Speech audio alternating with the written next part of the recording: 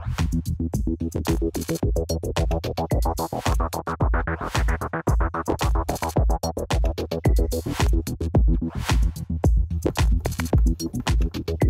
since this is recorded, I'm gonna do 1, 2, 3. And then give you another countdown. Okay. Alright. Hey, greetings and salutations. Welcome to Real Talk, the Sneak Peek podcast. As always, we had a bumpy beginning. Yeah. We're joined here by, as always, Parker Lehman. Camry Wyndham. and a special guest. Pete Kunze. I'm your host, Ethan Berman. And, yeah. So what have you been watching? What? What have you been watching? I don't want to start. You want to start? Yeah, mine's really bad. Alright. So is What mine. about you, Cam? So is mine, though. It's just Isle of Dogs for me. That's all. That's all Oh, you're watching? Okay, I guess I'll start then. I watched Freddy Got Fingered by Tom Green. Why? Well, you know, I kind of like Tom Green, not old Tom Green, but I like his stand-up and his talk show and stuff. So Right. I found out about this movie as a curiosity, and I watched it, and it's like an exercise of what you can't put in a movie, and he just put all of it in a movie. And there were some parts that I was hysterically laughing. There were some parts where I was horrified, like I was watching Willem Dafoe's in Antichrist, getting his all that jazz. So, Freddy Got Fingered is not for everybody, but I suggest checking it out. You actually recommend it for... I'm gonna recommend it because there are some I can't deny its worth. Mm-hmm. Alright, I've been watching a lot. I've been really active in the theaters. A lot of free screenings with South by going on. Like, a lot of people, like Fox Searchlight has been sending out like a lot of free emails. So, I recommend watching Death of Stalin if you can catch it in theaters. It's actually amazing. It's by the creator of Veep. It's a satire on like what happened after Stalin died prematurely and just the chaos in the cabinet. I really enjoyed it. I saw Annihilation. That was actually really good. I really enjoyed Annihilation. And then, what's it called? If you haven't seen Killing of a Sacred Deer yet, it's out on a lot of platforms. Oh, neat. It's really good. It's horrible, but it's really good. It's by the guy who made The Lobster. It has Colin Farrell in it. It has the kid from Dunkirk. And it's really creepy, and it's really good. And then my don't recommend at all is The Bad Batch, starring like Suki Waterhouse and Jason Momoa. Not worth it at all. Like, the director did A Girl Walks Home Alone at Night, and it was like really promising female director, like really like everyone was really hyping up this thing, and it seemed really cool because it was this like post-apocalyptic kind of movie, and instead it's just complete garbage. So highly recommend you stay away because it's like 2 hours you won't get back. Unfortunately named The Bad Batch. Yeah, it's appropriate. How about you, Pete? I've been watching a lot of the Great British Bake Off. Oh yeah. And I've also been watching the Canadian version, which was available when I was in Toronto. And I gotta say the Canadian version, which was far more dramatic. But I enjoy the baking, and I enjoy the personalities, and I enjoy the judging. So, What channel is that on? it was on the TV. So, I mean, I think the Netflix has the Great British Bake Off, but the Canadian one was on whatever streaming service our TV had at the Airbnb in Toronto. Yes. So if you'd like to see it, you just have to get an Airbnb in Toronto. Okay. Because of licensing and Windows. So if you're just swinging by Toronto, check it out. Yeah, I heard Canada's nice this time of year. Very cold. Yeah. All year. Let's get the news out of the way so we can get talking. Yeah, sure, man. Yeah, let's go for it. So let's start off with typical box office talk. So coming in the box office is Pacific Rim Uprising with a disappointing opening of $28 million on a budget of $150. Yeah. We'll see if for Pacific Rim it makes up for it at the global box office. For the first time since its release, Black Panther is now at number 2 at the box office with another $16.7 million, though, putting its domestic total past that of Star Wars The Last Jedi.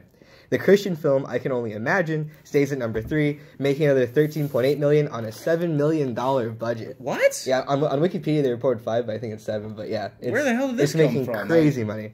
And then Sherlock Gnomes opened in 4th at $10.6 million. And Alicia Vikander's Tomb Raider rounds up the top 5 in only its second weekend of release at only $10.4 million. Yikes. So Well, no surprise, Black Panther's doing amazing still. Well, of course, yes. I think this is a beautiful weekend because that cash grab Pacific Rim Uprising tanked. Obviously, yeah, they can't go forward without Guillermo. That'd be like making a Sicario sequel without Denis Villeneuve. Oh man, I wonder how that one's gonna do. Could you imagine such a thing? Yeah, just a straight action I sequel. dream about it every night. Oh god, but yeah, I'm glad that Sherlock Gnomes tanked too. I couldn't be happier. I've been hearing good things about the Tomb Raider movie, so it's interesting it's doing so bad in the box office because I don't think it's an anomaly that it's doing bad at all. Yeah, I mean Assassin's Creed didn't do horrible at first, but yeah, and then there's the Resident Evil series, which is an anomaly in itself. Right. So. I don't know. Next up, Deadpool 2 new trailer introduces X-Force. So this past week, the second trailer for Deadpool 2 was released. The trailer gives tons of new action, teases the villain, as well as introduces X-Force, a superhero team led by Deadpool and Cable. And Cable is played by Josh Brolin. So of course. That'll be fun. Amy Adams, Mark Ruffalo, and Kumail. Nothing to input there. I really don't care. I've been looking forward to it. Are you? Yeah, I am. There's like I hope all the other characters don't muddle the Deadpool-ness of it or mess with it because I understand they did reshoots for this. Yeah. To add more of Josh Brolin and Fox with their reshoots that resulted in Fan Four-Stick. Yeah. If you remember that, so we'll see. I remember that movie. I mean, fingers crossed they don't screw up Deadpool. Yeah, because I think a lot of the specialty to the first one was that it was just a lot of Ryan Reynolds kind of by himself. Yeah, exactly. So I don't know how. Seems to be more fourth wall breaking from these trailers. We'll see. All right. Director Jackie Neruda, Pablo Larraín is eyeing Amy Adams to star alongside Mark Ruffalo and Kumail Nanjiani in his next film entitled True American. The film tells the true story of a Bangladeshi immigrant who nearly survives a white supremacist terrorist attack in retaliation for 9/11. Neat, man. I love Kumail. Yeah. Let's see. Why are we reading this if we're not going to elaborate? I mean, you're bored. It seems like a serious plot. You're just like, great. Can't we just see it? Yeah, man. He should have won the screenplay award, if you ask me. I thought the screenplay. I'm not going to give you that. No, listen. I thought it was very, very tender and great, and I wanted him to win. Camille's tender and great. Tender and great. What is it? A filet mignon? No, yes, it was a delicious. Clearly the most inventive. Well, okay, with the exception perhaps of Lady Bird. Well, Lady Bird, sure, but I prefer if Jason Blum. Yeah, we talked about this. Blumhouse producers have an Oscar now, which is disconcerting to say the least. Yep. Yeah. All right. Men in Black spinoff to star Tessa Thompson and Chris Hemsworth. Tessa Thompson's to co-star Chris Hemsworth in the sequel/reboot of Men in Black by Sony. Straight-Outta Compton director F. Gary Gray is set to direct the film, which is set for a June 14th, 2019 release. Cool, man. I like Tessa Thompson. Yep. She's pretty great. And I also like F. Gary Gray. Didn't he also do Fate of the Furious? Yes. Yeah. No, he did the 8th one. Yeah, because James Wan did the 7th. Yeah, he did 7 and then he did 8. So, I mean, had me sweating on my Fast and Furious trivia there. Yeah, I was gonna say. So he has blockbuster in terms of big budget action. Certainly, as far as a Men in Black spinoff, who knows if people will want that, but we'll see. I mean. Good casting, in my opinion. So absolutely. All right, Amy Poehler making feature film directorial debut with Netflix's Wine Country. Amy Poehler is going to be her feature film directorial debut on Netflix with an ensemble comedy entitled Wine Country. She will star with no other than Tina Fey. The film follows a trip of longtime friends celebrating a 50th birthday and a trip to Napa. So excited? No.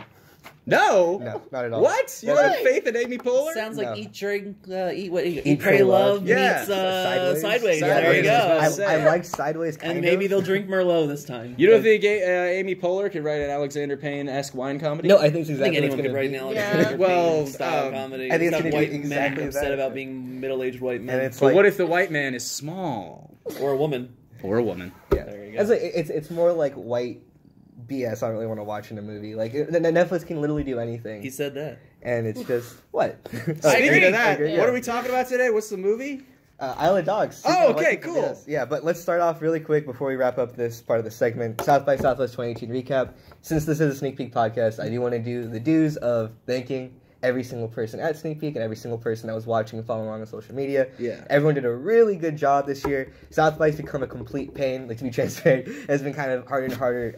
Just because Austin's infrastructure can't handle South by, so it's just impossible to get through. Navigating, and it's a complete nightmare. A lot of people kind of took turns escaping Austin for a bit when they weren't doing their coverage, but. Right. I will say that the staff at the Paramount and the staff at the ZAC and everyone was doing a really good job accommodating things this year compared to last year, because a lot of people had a lot of issues, and I think they started to take complaints seriously, but we'll see. And yeah, South by's film I will kind of just highlight a journalistic complaint that it's become kind of a way to highlight movies that are about to come out that are blockbusters anyway. Like Ready Player One. Exactly. Yep. Like South by kind of, it markets itself as indie and everything like that. And there was a Blumhouse film, there was a Steven Spielberg film, a Wes Anderson film, all of which are coming out like now. Like they're out like, Isle of Dogs out right now. And it seems kind of a wasted opportunity when you could be highlighting other films. Remember when they showed Avengers years ago? Yeah. Blockbusters are the new indie, man. I guess so. So that is another thing. But I will say there were some like tasty. There were like Hereditary was a big standout for a lot of people. Ethan Hawke's Blaze stood out in terms of like acting and everything like that. And yeah, since no one else here was at South by, I just want to say thanks to everyone at Sneak Peek, and social media killed it promoting that stuff. And be sure to check out the YouTube channel because we have all of our interviews from red carpets and sit downs coming out. So yeah, let's cut to a quick break, showing off one of those interviews we did this year with Dave Franco and Abby Jacobson at the world premiere of Six Balloons, and we'll be right back. Oh my god. I have a headache. You have aspirin.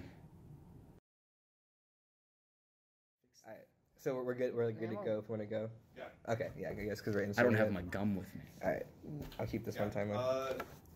They'll count you off. Okay. Thanks for being here. We got through like the housework stuff. Yeah, it's shocking this that is none nice. of the equipment works. That's Go. Yeah. All right, cool. So I'll count 5, 4, 3, 2, 1. Hey, welcome back. This isn't live, but let's do it anyway for editing's sake. great. Hey. So we all gathered here today because Wes Anderson released a new film. That's right. This is his 9th film, feature film. I want to say I remember reading that on the Alamo's Twitter page today. So, but yeah, so we've all seen it. That's why we're all here. This is a spoiler cast, so avoid if you don't want spoilers. We're not going to directly spoil the synopsis, but I do want to get deep into it. So Absolutely. I'll let you guys take it away. You all take it away because I don't have anything directly, any questions or anything. You want us to take it away? Yeah, I want to take it away because Parker watched it. He hasn't shared anything. I saw it like an hour ago. Yep. And yeah. Like I said, that's a good first question. Pete, when did you watch it? I watched it Friday afternoon Okay, because I do my homework early. Right, okay, yeah, I got it done. There's no real difference. But what do we? Sorry. I've let it stew a little bit. You're coming in with hot takes, fast and No, these are. fast Yeah, and I'm furious. fresh. I think Yeah. my Fast and takes are. furious. Look, I saw it and like it was pretty good, you know. You're still kind of letting just- your opinions settle a little bit. Yeah. I'm gonna let them settle. What do you think? I mean, I loved it. I saw it on Tuesday. I was at the early screening at the Union, and I mean, it was such a masterpiece to me. I loved Oh it. yeah. Just a little racist. Oh, Okay. yeah. We'll Isn't get it in all on. of Anderson's films just a little racist? Well, maybe, but I mean, That's like, that's kind of his trademark. In a way. you know, it was a good movie. Just because it's racist doesn't mean it's not a good movie. Yeah. Yeah. What? I'm glad we agree. It's on clearly a racist movie. I don't think I'm going out I on would a say, limb here. but unpack this because I've been hearing Unpack it. Yeah, because Oh, okay. it's hilarious because this movie hasn't been hurt by it. Like, Well, this- it's kind of like look. No. It's kind of like listen. It's you got these dogs, right? And they're all obvious. They're voiced by white actors. People have said that before. And like the whole Japanese culture kind of exists as a framing device for these dogs to make quips and go on an adventure. And you know, it's a great adventure. But like nobody who's actually Japanese, obviously, we can't understand them because they're not subtitled. Yeah. So basically, it kind of makes them like foreigners in their own, city. do you think it's a better move though that they weren't voiced by white American English actors? Well, it would be cool if they were voiced by Japanese actors, maybe speaking. I don't know. no, I'm saying like the Japanese people in the film aren't like subtitled. They speak Yeah, you Japanese can't and understand them. Japanese And like I was wondering, are they gonna play, the Japanese language for laughs at any point? And it was only about 3 times. Yeah, there were a couple of But the moments. first one was like 5 minutes into the movie, and I'm like, that's awful early. You're setting the tone kind of sour there. So no. It's regardless of the man's bias, nobody's perfect. I Sure. thought it was a well-structured, good characters and everything. Do you think the runtime's appropriate? The runtime, it was 2 hours. I thought it was a little long. At some points it dragged in the middle, but that's beside the point. Well, Pete, like, because since you're a professor here at the University of Texas, I'm a grad student here at the University of Texas. Yeah, Assistant what's, professor. what's your official title? Lecturer? Assistant instructor. Oh wow, interesting. But you're in charge of an entire class. The power they give me, kids. Yeah. Do you think it was racist? Yeah. Yeah. Do I think it was racist? Yes. I think rather than determining whether or not it was racist, we can unpack the moments that were a little uncomfortable for us. I mean, I'm interested by this idea that they didn't give subtitles, right? It's like when you're reading like a Junot Diaz novel, right? Sometimes the characters are speaking in Spanglish, right? Moving between English and Spanish, and he doesn't unpack for you what they're saying, right?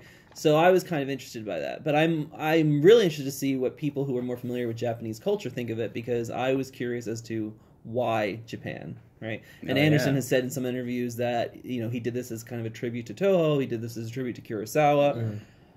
I am going to be looking forward to the inevitable think pieces that'll be coming out in the coming weeks that'll unpack that a little bit more for us. I guess I'm rare in that I thought this was his most boring film. Interesting. I didn't understand kind of the point of it, and I found it very hard to find a character to identify with. Oh. I do feel you. There were a lot of them in Please that. don't feel me. I'm all the way over here, Pete. So if you're going to rank it that low, what is up there for Wes Anderson's films for you? Well, like many of you, I imagine, I fell in love with Wes Anderson during Royal Tenenbaums, so that is always very high for me. But my favorite is actually Moonrise Kingdom. Yeah, okay. Interesting. Mine's Rushmore, if I had to throw one out there. But I agree with you that this isn't at the top of his filmography. His oeuvre, if you This will. is a Do you like it more than Fantastic Mr. Fox? No, I don't. I think Fantastic Mr. Fox is near perfect. I love it. Really? I agree. I really do I love that agree. film. My little and sister has seen disappoints me it. when people don't like that film. Exactly. They just don't like. My little sister's seen it 15 times. She could quote every line of that movie to me, and I think it's wonderful that that's what she's learning from. You know. Right. That's So. cool. Yeah. I was going to say that, just bring up that Alamo has, doing a poll kind of thing, so they're doing, a March Madness bracket of Wes Anderson's films leading up to Isle of Dogs, and it was sad to see that Fantastic Mr. Fox wasn't getting love. But they put it against Rushmore, I think, and it was getting wrecked. And That's tough. I wouldn't. out of all the rankings, though, I love that Ball Rocket literally got 0%. It completely lost. He was doing a little test run on that film. Yeah, people say they've seen it, but they haven't really. No, Right. for sure.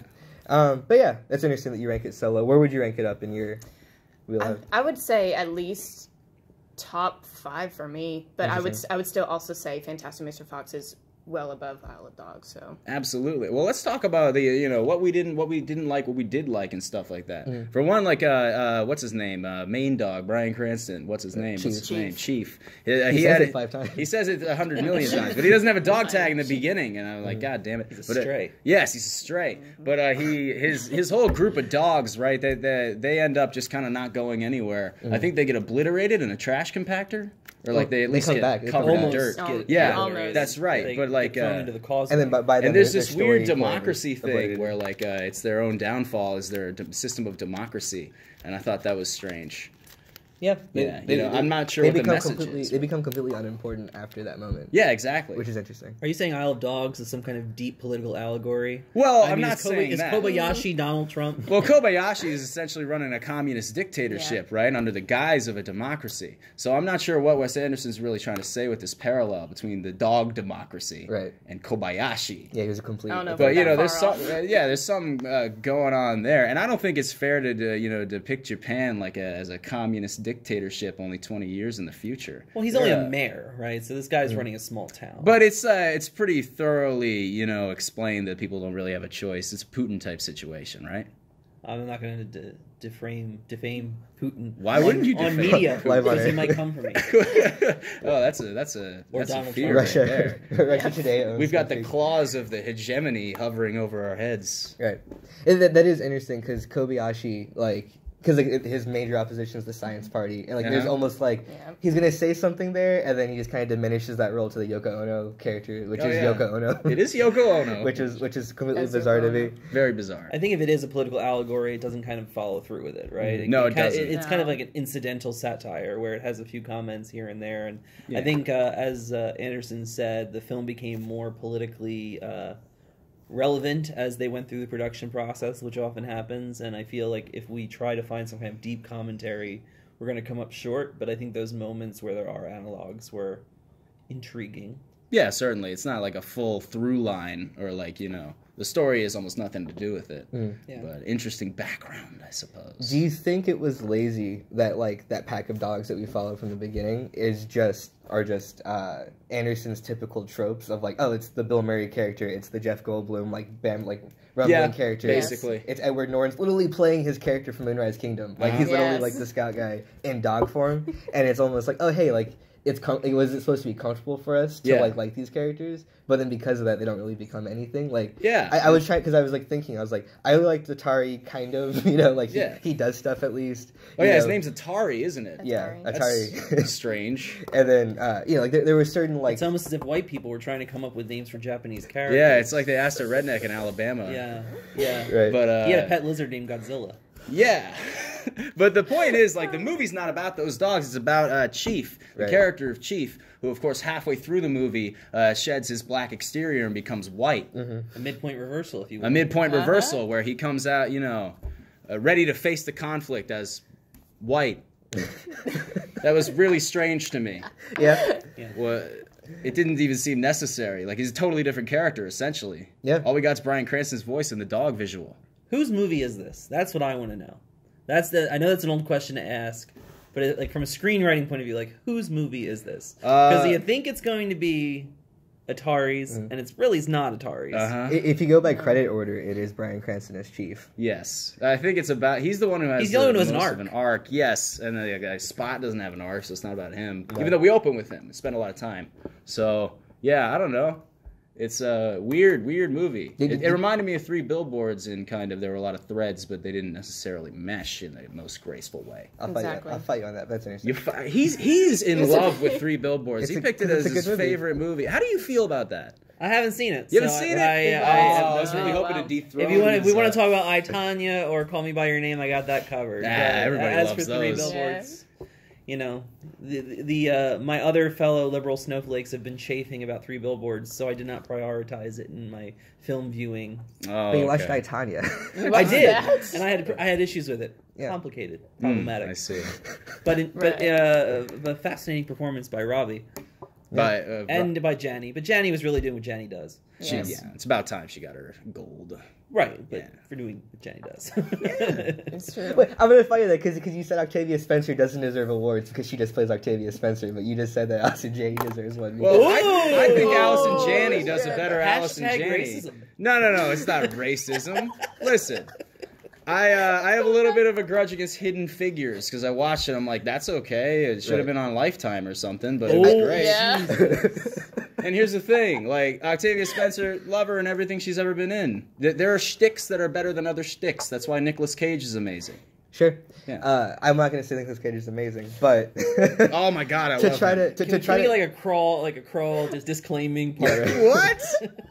Why does it have to be like that, man? I thought Hidden Figures was very enjoyable for what it was trying to do, but I do agree that very often the films that we see Octavia Spencer in have cast her into roles they know that she can do well. I fear she's been typecast. I don't dismiss her personally for being typecast. Neither do I. Neither do I. I love the woman. To try to crawl back to Isle of Dogs. So it would seem. I wanna highlight something that I thought was kind of upsetting. I didn't think would be an issue with the stop motion movie. Was the voice acting kind of killed it for me sometimes. Like typically when I watch stop motion, I'm like, okay, like is the aesthetic interesting? Is the sound design going to be enough to like make you think this is real? And also, really quickly, just sound design wise, that scene where Atari crashes the first time, the decision to stay on the dogs and not have any kind of sound on the plane at all, like tripped me out because I was like, that's weird because it just felt like a little too quirky. Yeah, I became very aware. I'm staring at like claymation instead of like, and you watch it go like that and then drop. It's like Looney Tunes. So that upset me. And then I feel like Scarlett Johansson as Nutmeg's her performance, and then that scene where Greta Gerwig's by herself in the room as as the foreign exchange student who undermines the political hegemony all by herself almost. Wow, Tracy Walker. Yeah, I loved her character. She was I really connected with her. Political activist. Yeah, it was great. You can tell. Yeah. And I feel like her performance, like, am I alone here? Like, was that kind of upsetting sometimes? Like her performance, like Scarlett Johansson especially though. Like, just, everything felt really flat. What was her name? Nutmeg. A little strange, a little odd. She showed her tricks off. Remember? She showed her tricks off. I think it's not a hot take to say that Wes Anderson's portrayal of women has always been not wholly satisfying. Yeah, certainly. He tends to put them into either martyr roles or into like long-suffering the people who have to tolerate the misbehavior of the male characters. I was surprised how long it was before we actually got a decent female character in this film. Right. Mm-hmm. I'm like, is this just going to be another one of his like little brohorts running around? Oh. Basically. I mean, I like Wes Anderson, don't get me wrong, but I think Right. we can acknowledge that, the Angelica Houston character, right? There's always kind of that character who kind of like is stoic, who has to bear the brunt of all this misbehavior, and who ultimately is kind of engages in some form of sacrifice in one way or another. Ah, yes. I like, and I feel you on that because I couldn't distinguish between a lot of the voices either. They're all white dudes of the same age bracket almost. I thought Yeah. George Clooney was in the movie. Right. No, I had that same issue though. It's I alright. swear, yeah. But I had trouble distinguishing their voices when they couldn't see their mouth move sometimes. Yeah, no, there's times where I'm like, okay, that one's stuttering, so it's Jeff Goldblum, that's... Bob Balaban sounded a lot like Bill Norton. Murray. Well, and oh. Edward Norton at times. Like he was Yeah. all over the place. So, yeah, a little tough to follow there. But I mean, is it important to tell the difference between those characters? Because if we're going back to this whole pack mentality, Not it's really. Like they're just kind of this bumbling group. Flavors of the same joke, kind But of. it's We the same follow Wes them. Anderson thing, right? It's like It is. the biological family doesn't work, so you have to create your own family unit, and the family unit is stronger and it will help you to survive, right? Like that's all of his films operate on this premise that like divorce or death is going to destroy the nuclear family, so you have to create a new family. So here's the question. Do you think Wes Anderson jumped his own shark a little bit with Isle of Dogs?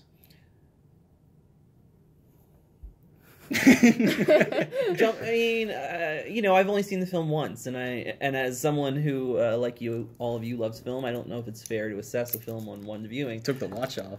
I did take the watch off because the bitch slap is coming. But I think this film came out of the oven too soon. Interesting. Okay. Long production process for that, too. Yeah, I like the cotton that he used to smoke all the time. That must have taken a while. right. I was going to say, so we talked a lot of bad stuff about it, obviously. Yeah, sure. They're the more problematic things, but the three of us said we liked it, I touched you. I touched you. Touch me. The Brushes it after. Yeah, the three of us really enjoyed it. Well, enjoyed it at least, right? Yeah. You really enjoyed it. You said I it was did, yes. a masterpiece. I would consider it. Yeah. So what worked for you? Like, did you like the soundtrack? Like, was Oh, that... absolutely! I love the homage to all the Kurosawa and Seven Samurai with especially with the score. I listened to it. It just got released on Spotify, and I've just been reeling and listening to it. And Oscar award winner. Oh. It's the guy who did Shape of Water soundtrack and Alexandre Desplat. Yep. Yes. Yeah. Who also did Moonrise Kingdom? Moonrise Kingdom. And He I did. think he did Grand Budapest as well, right? Yeah. He's been working with him for a while now. He did Mr. Fox. Yeah, he's becoming the new John Williams, I think, in terms of his Maybe more of an indie type of. an indie. He's one, carved yeah. out he's carved out his niche for certainly, sure. certainly, Yeah. and just his attention to detail as well. I just think it was. Oh yeah. I heard a couple wood blocks or something in this. Like there's some cool wood winds. Very like the opening music was very like it sounded like a contraption or something. As everything was unfolding. I thought that was cool. Right. Kind of like a puppet box. What'd you think of all the negative space? Negative space? Okay, A lot of yeah. negative space in this film. Well, I was in the first row, and I had my neck God. craned up. So, like, one minute there'd be a dog in the corner, and then there's, like, a plane over here. I was all over the place for me. But, I mean, I liked it. It looked good on a hotel wall or something. But On a desktop. or a desktop wallpaper, yeah. No, I legitimately But gonna say that the eye lines were a little, all over the place, too. there were at least 7 scenes where they just pause on like, silhouette of dog, complete like empty frame. I was like, wow, it feels like it's just he's waiting for like this to be a desktop background kind of movie, Yeah. Like because Mr. Fox has some of that too. He likes painting pictures, that Wes. Yeah. Because he's a filmmaker. Did almost all of did them. the whole gag of the Oracle work for you? The Oracle? Oh, not really. Kind of. It was cute. Yeah. I had no problem with it. Tilda Swinton's always a surprise. I was just trying to think of like the gags in the movie, like when she goes in the bar and orders like the milk and stuff like that. I'm like, this isn't, like there's a lot of like whimsy in this movie, Whimsy. and I liked it.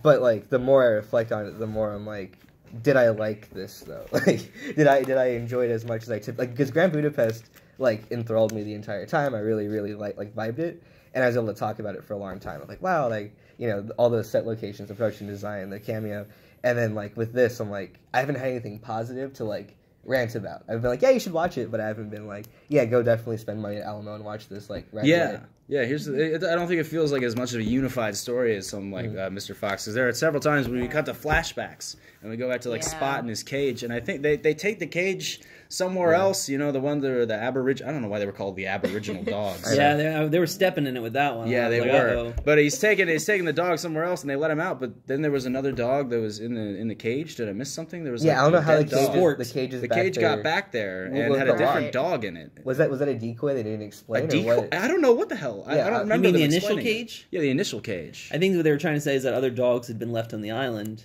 and that this one was not Spot, but was in fact Sport. But it had the same special lock, yeah, the Kobayashi royal lock. Apparently, Kobayashi made more than one cage. Then I guess. God damn. Can we talk about Wes Anderson and his perpetual violence towards dogs in his movies?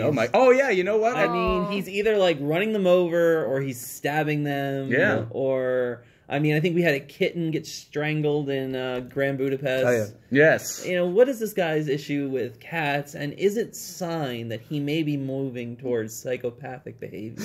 See, animal abuse is not funny, but whimsical animal abuse. No, I'm just kidding. Yeah. But yeah, it was weird because at the end of the movie there was another thing with the kid. The kid takes over as mayor, and his first act as mayor. If you yell at a dog in the street, it is punishable by death. Yeah. Of course, they're lenient on the sentence, but that's also weird. That kid seems like just as But bad. that's like in what different a ways. boy would do if a boy was put in charge of something, right? Of course, He'd, yeah, protect but dogs and make candy free. He still is threatening his people with death. There's also like a way too timely thing with the release, with all of the talks about like lowering the voting age and all of like the Parkland stuff since then, because there's been a lot of talk. Like if you watch news right now, everything's like lower the voting age, younger people should be involved, and then like the end scene of that movie is young people in charge, like not knowing what they're doing. Kind of thing. And I was like, oh, that's weird. Like just it wasn't intentional probably, but the timing of that was interesting. But overall, yeah, we need to wrap this segment up. We do? Yeah, we're running a long time. We can come back to it, but I guess we're off the rails. Yeah, a little off the rails. I got a little hand motion there. I guess we are taking up time, but overall, I liked it. Yeah, I'm trying to think of like a song, because while I was in the theater, people had visceral reactions to it, like seeing like dead dogs, seeing whatever. People were like audibly gasping, audibly like cheering for things. Yeah. So I'm like, it did that job. Sure. I guess I feel bad because typically I like have a lasting, like I've been talking about Death of Stalin for the past like 2 weeks since I saw it, kind of thing. For sure. So it's better to talk about Isle of Dogs. Yeah, and I forgot about Isle of Dogs. Like I forgot about it already. Like, So even though it made me write up a list that says reasons Isle of Dogs is racist, I still enjoyed the movie immensely. It's certainly for dog lovers, though. Oh yeah, yeah. we Wait like for cats. DVD. Wait for DVD. Oh wow. Ready for DVD. Yeah, actually, yeah, I'd say that. And while you're waiting, listen to the soundtrack on Spotify. Yes. All right, we're going to do another quick commercial break. We're going to do another South by Southwest 2018 with Josh Brolin and Danny McBride for Legacy of a White-Tailed Deer Hunter. We'll be right back. This The line. Yeah. Cool. we're not actually recording. This is just an excuse to hang out with you. Yeah. Oh, you guys. Yeah, I know. Oh, So God. whimsical. Kids. Yes. But yeah, That went well-ish. what was the race of the foreign exchange student? She's American. Ohio. Yeah, she's from Ohio. Well, that's not her She race. has hair that is clearly coded as mixed race. Yes. Right. Something's Redbone, fishy maybe. about that. She's like It's Voiced by funny. Greta Gerwig. biracial Yeah. ginger. Yeah. But they could have made that more. Frances McDormand also. Yeah, just let me talk to them for a second, because I wanted to save women directors for that last block, Okay. because I realized that we were going to talk about Isle of Dogs too long. No, of course not.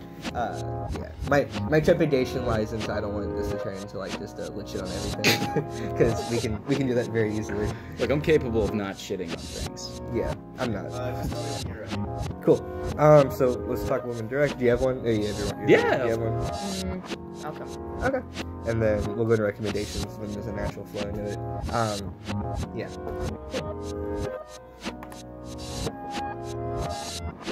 I'm just getting silence so that when I pluralize it, like, it sounds like easier. I'm gonna do a 5 count and then go back into it, yeah? Chris, cool with that? We're Alright. This is for my editing 6, 5, 4, 2, 1. Hey, and we're back. Shout out to me for editing this podcast together, probably. I guess. Yeah. That was a solid talk. Thanks, Pete, for I guess making that a little more higher concept than we typically get into. No, I mean, it's good. It's good diversity's sake, because like we talk about DC a lot in this podcast, and it's a lot of it's like, yeah, it's bad, you know, like whatever. Well, yeah. So, and I love Parker's input, but it's great having like multiple. So this is inputs. about me, isn't it? No, you're The great. lovely It's the banter. Parker show. There's no Blake optimism today, Yeah, that's right. That's right. We gotta. and I'm not gonna fake optimism towards something I don't feel optimistic about. So it's good having, something. Anyway, topic D. Pete actually recommended this one. I like this topic a lot. Women directors. We want to talk about.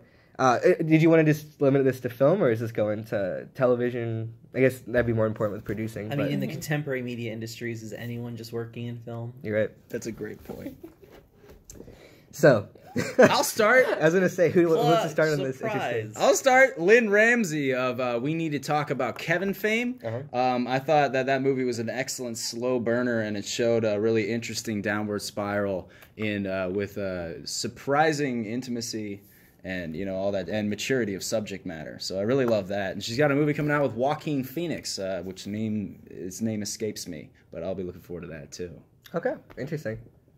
How about you, Cameron? I would say my top one is just, it's kind of cliche to say, but Catherine Bigelow, because of her maturity with subject matter as well. I think it's really prominent in the films that she puts out. Did you watch Detroit? I did, actually. Did you like Detroit? I really liked it. I Interesting. certainly did. I know there's a lot. It was like split 50-50 with that one. Like, everything else did. just kind of received like universal, Right. But I feel like Detroit was like the first one where people kind of like, oh, I don't know how to feel about this one. Yeah, But it was She should make a debatable, movie. certainly. She should make a movie with Mark Wahlberg about an American tragedy.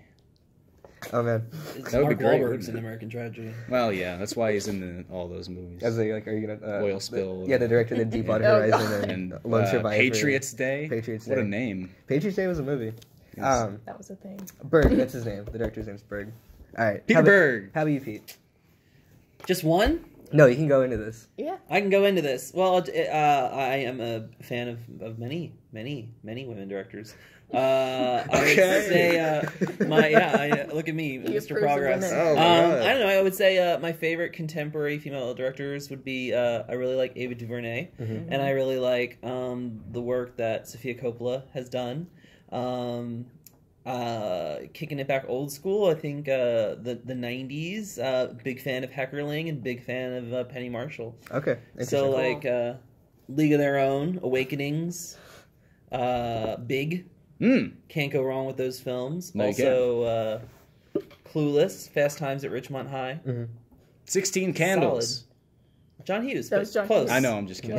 You're But- still Interesting. How do you respond to early claims that A Wrinkle in Time is, quote, a big piece of shit? Who are we quoting there? Who are we Ah, just quoting? Are we people. Self-citation? Box People have office. said to Yeah. me, not my words. Box office returns. The box office returns. You know, I do not believe that you should judge a film until you've seen it, and I have not seen it as of yet. Oh, nice dodge. Will you? Yeah, right? I'm a true politician. It's impressive. I probably won't. I'm gonna do mine really quick Okay. because this is also kind of like ties into a recommendation. Natalie Portman directed A Tale of because I watched it's in Hebrew. A Tale of Love and Darkness. What? And it's an Israeli American film, but like she directed it in Israel because that sounds familiar. she has dual Israeli citizenship. As someone who like takes Hebrew classes here, like really immersed in Hebrew culture, whatever. She directed this film, and I wouldn't because I read the book, the novel, and everything, and it's a really solid novel about. Because the guy is like critical of Israel, but he grew up when it all happened, from it being mandate British Palestine to getting its independence to the Amos wars and Oz? everything. Yeah, and it's really interesting that she chose to direct it because she's been kind of outspokenly Zionist and outspokenly like believing that you should have a right. So she kind of tackled this in a very fair way, and even though she's only done this one film, directly, I was astounded by the fact, and it's on Netflix, which is why I'm recommending it because you guys can go watch it right now. I'm astounded by what you're telling me right Yeah, now. and it's so, and she also acts in it as well, which is also amazing because she does one of the best performances, like better than Black Swan level performances as a mother in Israel trying to Palestine to Israel, handling like being like the role that Jewish women kind of had to have in that time period, of. You're asking for a state, but also you're around Orthodox men who are kind of like simultaneously giving you less with more. It's interesting. It's almost like because you can compare a lot of these figures to like American Revolutionary times, where it's like they're mythologized in the current canon. So to cover it from this super like low personal level is really good, and she's such like I can't like limit it because it's like wow, this is there's allegory in here, there's like so many elements here, and to acting as well is really good. So definitely check it out on Netflix while it's still there because it's a weird sleeper movie that no one really talked about, but out of like the Israeli border films, I think it's one of the best, especially because it's so critical of Israel itself. So it's interesting that they put it out there. So, women directors. I wanted to highlight that when Pete brought this topic up, we all Parker mainly knew his, but like Because I know these. Yeah, but there was a level of like I actually had to like go like let's go through the Rolodex here, and with Greta Girl, it's interesting because like when Get Out won Best Screenplay this year, or Best Original Screenplay. A lot of people there was a lot of like talk of did they deserve it? Did they deserve Best Picture? It should like Blumhouse should like a horror suspense comedy kind of be nominated in Best Picture when typically they aren't. And then I think Lady Bird like in association with that got flack for that. It was like people are kind of analyzing more like does everything deserve to be here? And a lot of people who'd seen Lady Bird obviously were like, no, it's actually like really deep, and it's it ended up winning nothing. So it got overshadowed big time. But it won nothing, and that's my whole thing was people were highlighting, Jordan Peele's the first African American man to win this award, blah blah blah. So do you think like because with this was the year of Me Too, this was the year of all these things, and I still feel like there isn't like a hey guys like let's like go and there's all that controversy of like let's Oscars too white, Oscars whatever, but I still feel like there's still this gender divide going on. I think there'll be an equal amount of increase in like indie movies hiring more talented female directors and writers, but there will also be big studio movies that are trying to do the same thing. Sure. You've heard about the Batgirl. We talked about the Batgirl movie in the past. Some new candidates for that movie have included Lena Dunham. Interesting. Well, so yes, as far as the big movies and their representation of it, I don't think it'll reflect very well. Yeah. But the indie movie market, I'm sure, is going to flourish. Yeah, but that's kind of my problem with like why is that be the indie market? Like why is it the indie market that it's like hey, don't worry, you'll have your own corner, but like we'll let Jon Favreau direct every single blockbuster coming out soon. Well, because the studios are listening to the masses and what the masses want. I guess. Well, Wonder Woman made a lot of money. Wonder Woman was great and made a lot of money. But I think that was a stroke of luck, in a way, for the studio. Because it really shouldn't have been as good as it was, but Patty Jenkins' directing really held it together. To the point where everybody unanimously agrees the third act's awful. But we accept it and regard it as a good movie anyway. Interesting. Yeah. Any insight, Cameron? Yeah, I mean, y'all hit it. Y'all nailed it. Yeah. Y'all nailed it. Fantastic. Any input on Wonder Woman? No. No? Did you watch it? But I'm thinking, no, I did, and I thought it was fine. I must admit that I am biased against those films because I don't like them. Mostly because I'm not interested in 3 hours of superheroes. But I respect the work being done and just understanding that it's not my scene. What does interest me about Lady Bird, and I've been thinking about this as you guys were talking about it. Is that Lady Bird, in terms of its story, wasn't doing anything that we hadn't kind of already seen before. Coming of age. Like, coming of age, very tense mother-daughter relationship. I think what it had going for it was an indie aesthetic and really strong performances, right?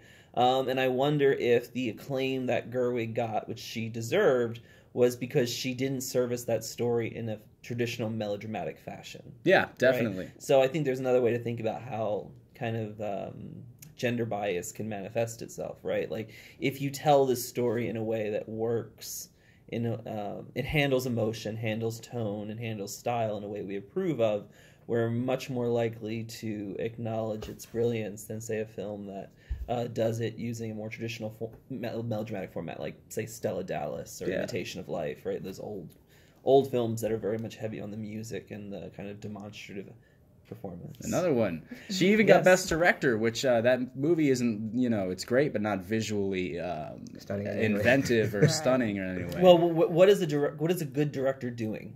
Well, if you're good enough to win the Best Director, if you're good enough to win the Best Director Oscar, the visuals should be incredible and the actors should be incredible. I think both of those elements make a Best Director award. But I think it also speaks to the fact that like authorship is really complicated, and how do you really parse that out, right? Because there are films that people will say like visually it was stunning, but the visually stunning often reflects a really great cinematographer and a really great production designer. Yes. Right? And how much say does the director take on that, and how much credit do we give the director when there's other people at work there too? Because of her inexperience, it leans me towards not artistic intention when there's like a flat shot or something like that. It's just natural progression. I mean, I think that what works really well with nominating Gerwig is that she got really strong performances. She wrote it, which I think helped her get the nomination for director as well. Absolutely. And the thing is, like, what are you going to give her the Oscar for in that term, right? Because, I mean, in terms of, like, giving us those vignettes that kind of very incisively show us those relationships. I mean, I also didn't like the dad, because I thought the dad was just kind of like the traditional kind of like, nothing's wrong with me, I'm absolutely perfect, right? And I would have liked a little bit more edge to that character. But I mean, in terms of like what she did give us, I think, in terms of how she blocked it, in terms of how she wrote those scenes, I mean, she could do so much with so very little. I mean, there's an economy there that I really admired. Definitely. Interesting. I'm glad she's being propped up. I'm glad you actually brought that up, because I feel like when we were doing our Oscar predictions, there was like all of our best directors were like all over the place, because I was going like, oh no, Phantom Thread, because he managed to like tie together all of these aesthetics into something he wanted, and also since he like wrote and shot and did all these things, edited, like he kind of had like this overall like auteur kind of thing with it, while like Guillermo with Shape of Water, we kind of credit him with having his own visual style, like we oh yeah, that's going to be a Guillermo movie, versus Greta Gerwig, we were like, oh yeah, Lady Bird's strong, but is it directorially strong, so that is an interesting question to bring up, of as we go with awards, with like underrepresentation, it kind of goes into like what certain artists are strong at, and if you're saying, oh, a lot of female directors are going to get nominated for like, or going to be getting work in the indie industry, are they going to have chances to pull together like a huge, like a Dunkirk, right? Oh, well, I guess I'd like to think that they're good enough, they'll get noticed like that, or like to be able to build up. I mean, if it was based off of that, I feel like we'd have a lot more already. Really hope. So let's run off recommendations really quick. Sure. And and we'll wrap up. So Pete, what do you recommend viewers check out? Any kind of entertainment medium at all? Any kind of entertainment medium that I think people should check out. Well, I'm watching the new season of RuPaul's Drag Race, so I would encourage people to check that out too, because some of those queens are already like on point, and I'm looking forward to the drama to come. Although the show itself is becoming increasingly staged, and I'm wondering how they're working through that. So reality TV isn't real, people.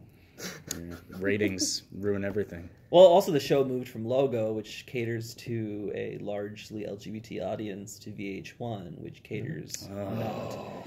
So it's interesting to see how the show changes in the process, though. Yeah. Hashtag industry. That's the first reality TV recommendation we've had on the podcast, which is great. So Yeah. I got another one, actually. Really? There was the unreleased O.J. Simpson interview, where they aired it on Fox a couple weeks ago, I think, and I learned some things. Like apparently he used to be the world's best running back in the NFL. Yeah, and he was also the star of the He played football? Yeah, he played football. He was in the Naked Gun. He also totally killed his wife. It's 100%. Like it is written all over the guy's face, and it's really unfortunate they released that now and not in a time when he could have been. Right. But good work ethic as far as football goes. Yeah, football, acting, he had a lot of everybody stuff going for him. Everybody makes errors in judgment. Just not everyone kills their wife and gets away with it on a national stage. Well, you don't have to put too fine a point on it, but And Ron Goldman. Ron, poor Ron.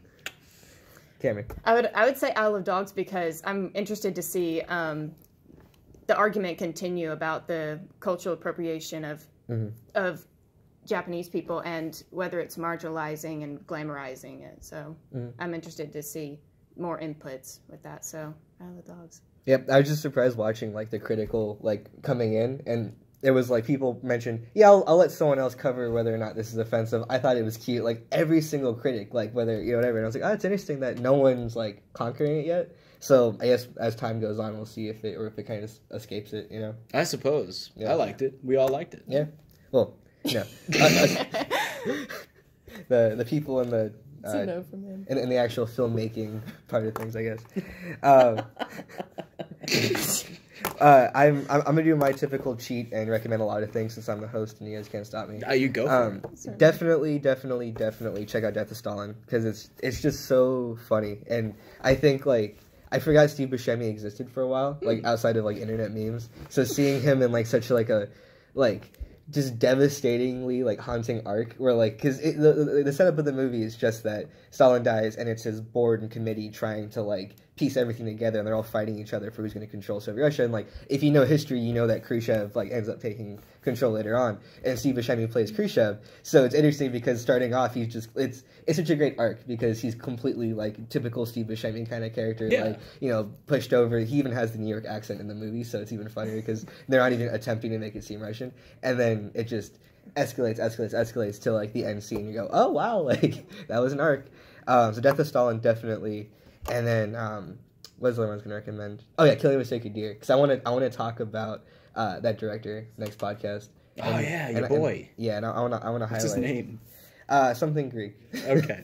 Something that ends with Opolis. Dino Stamatopoulos. Yep, probably. Oh, and Coco's out on DVD. People should watch Coco. We should watch Coco. Oh, what was the one that we were gonna all watch together and get input on, but we forgot to do? Oh yeah, we totally forgot to. Oh, it was Mudbound. Mudbound during our Oscar yeah. show. We wrote off Mudbound because nobody had seen it, and it didn't win it. So we don't really have a reason to, but just to be nice people. So I'm just gonna keep perennially like nominating it. Yeah, sure. Hey, let's watch Mudbound for next podcast. Talk about it. All right. Thanks so much for joining us, guys. Thanks so much, Pete, for being our special guest. First ET faculty to be on. Yes, inaugural. It's still like it's. I still have power over them. Yeah, we've all taken your class, right? Ow! You kicked me. What the hell? Be sure to follow us at Sneak Peek TV to get all the latest entertainment news. If you weren't following us, you can catch up on the cool South by coverage we had. We had a lot of cool, special interviews and sit downs and everything like that. A lot of cool red carpet pictures. Be sure to tune in to the episode this Thursday on watchtstv.com, or if you live in Austin, you can, you don't live in Austin.